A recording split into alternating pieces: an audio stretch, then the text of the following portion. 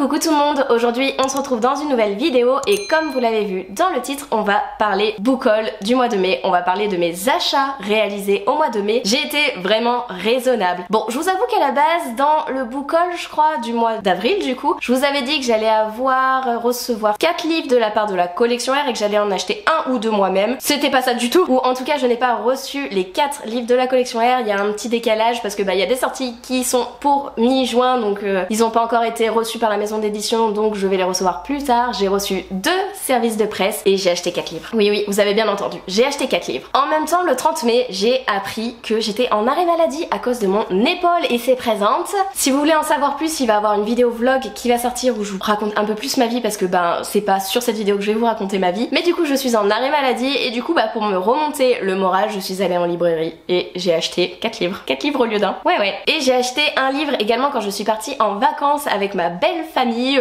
On sait quand je pars en vacances, je suis obligée d'aller dans une librairie et j'ai acheté un livre et voilà.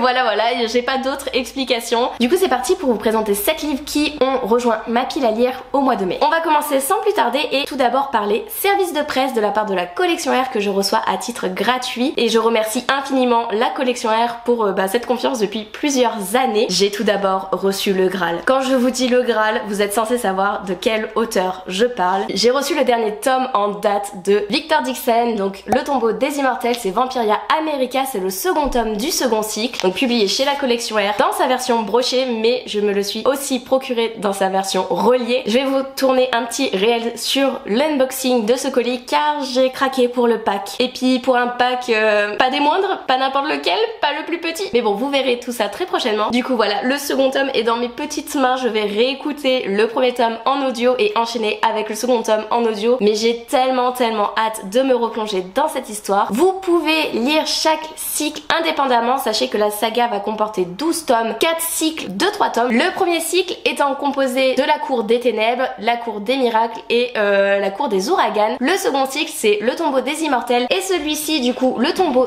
des étoiles et le troisième tome sera apparaître l'année prochaine et j'ai tellement hâte de continuer sur plusieurs années du coup parce que un tome va sortir chaque année sur cette saga. En fait j'ai tellement envie de suivre les personnages, envie de découvrir l'histoire au fur et à mesure et j'adore suivre la plume et l'évolution de la plume de Victor Dixon dans chacun de ses ouvrages et du coup vu que il va avoir encore 7 livres, donc encore 7 années, 7 ans où je vais suivre Victor Dixon, j'adore, je suis fan moi sans souci. Dans cette histoire on va évoluer dans la cour de Louis XIV, donc qui est devenu Louis l'Immuable vu qu'il est devenu le premier vampire à cette époque, je sais plus en quelle année c'est mais bon voilà, dans l'époque de Louis XIV et du coup on va suivre l'évolution de certains protagonistes au sein de cet empire, de cette dictature sous Louis l'Immuable et j'adore, c'est vraiment le second cycle est rythmé comme la Casa des Papel et c'est juste dingue, j'ai hâte de me replonger dans cette histoire avec le second tome. Deuxième envoi de la part de la collection R, il s'agit encore d'une suite de saga avec un second tome. Il s'agit des Arcanes de Brume de Fanny Caldin, donc publié chez la collection R. Le second tome, je crois que c'est une duologie si je dis pas de bêtises. J'ai trouvé le premier tome assez lent avec assez de lenteur, de longueur, mais l'histoire de fond était vraiment bien. Je m'y suis retrouvée dans cette histoire parce que y a un passage où t'as la religion qui est tellement présente avec la notion de sorcellerie que ça m'a directement fait penser aux films d'horreur et j'étais à fond dans les films d'horreur à la période où j'ai lu le premier tome. Et à la fin du premier tome, t'es en mode pardon, tu balances une phrase comme ça et c'est tout et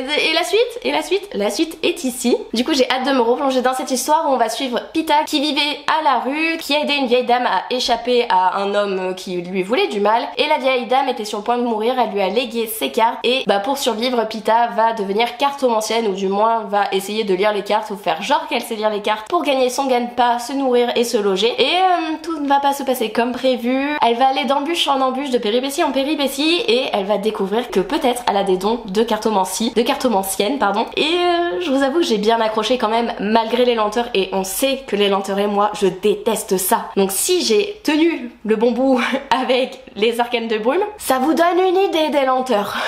Troisième livre que j'ai à vous présenter, c'est un livre que j'ai déjà lu, il s'agit de Heartstopper, le 5e tome de Alice Oseman et c'est publié chez Hachette. J'ai adoré replonger dans cette histoire, dans ce petit roman graphique qu'est Heartstopper, où on suit Charlie et Nick. Dans ce tome-ci, on va suivre tout ce qui est encore jugement, identité de soi, TCA, donc trouble du comportement alimentaire, et aussi l'évolution, parce que les protagonistes, il y a un des deux protagonistes qui va partir à l'université, et la projection, le fait de savoir comment va évoluer du coup leur relation et tout, j'ai vraiment adoré. Il va y avoir un 6e tome qui va clôturer cette saga, et j'ai hâte de découvrir le 6e tome et le dernier tome, et en même temps j'ai pas envie de quitter l'univers parce que c'est vraiment tout doux, tout chou, et voilà. 4e livre que j'ai à vous présenter, il fait partie des craquages du coup du 30 mai, il s'agit d'un petit manga, il s'agit d'une suite de saga, une saga que je raffole, que j'adore, où je suis fan. Il s'agit de Insomniac, le 12e tome de Makoto Oshiro, c'est publié chez Soleil Manga, et je suis déjà déçue que le 13e tome sort au mois de septembre. Sachez-le, comment je fais pour tenir 3 mois? Ce petit livre en 2 heures il est plié, ce petit livre en 2 heures j'ai vécu ma meilleure vie, et il faut attendre 3 mois avant d'avoir la suite. Dans cette histoire, vous le savez, j'en parle souvent sur ma chaîne, on va suivre 2 jeunes adolescents qui sont insomniaques, donc qui ne dorment pas la nuit, qui dorment le jour, qui sont à l'école. Ils vont se retrouver dans une tour d'astronomie, ils vont finir par tisser un lien, et on va suivre leur évolution, et vraiment c'est tout doux, c'est tout mignon, les dessins sont magnifiques, c'est rempli de bienveillance, d'attention, et en même temps il y a des notions très tragiques comme la maladie, et t'es en mode oh mon petit cœur. 5e livre, c'est un livre